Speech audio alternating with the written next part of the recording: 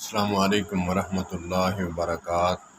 جناب مولانا ڈاکٹر سلمان مصباحی صاحب کا والد اور باپ کے بارے میں قیمتی جملہ۔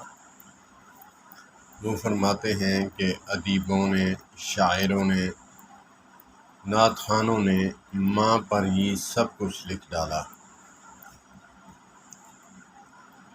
وہ فرماتے ہیں فرق تو اتنا تھا، ماں اظہار کرتی ہے، باپ اظہار نہیں کرتا۔ اس کا مطلب یہ نہیں کہ باپ کے ساتھ ناانصافی کی جائے۔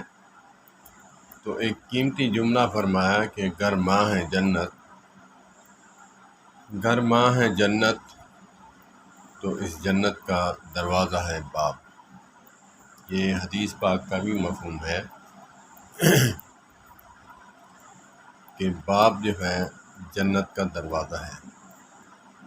کمال جملہ۔ وہ فرماتے ہیں کہ بچپن میں پیمپر لا کے باپ دیتا ہے، دودھ باپ دیتا ہے لا کر، کھلونے باپ لاتا ہے، لیکن ظاہراً بچے کو نظر آتا ہے جو کرتی ہے ماں کرتی ہے۔ اور والدہ کا بھی یہ کردار ہونا چاہیے کہ وہ والد کے بارے میں بتائے کہ یہ جو میں پیمپر چڑھا رہی ہوں تمہیں، یہ تیرے والد کا لیا ہوا ہے، وہ لے کے آتا ہے تو تبھی تو میں پہناتی ہوں۔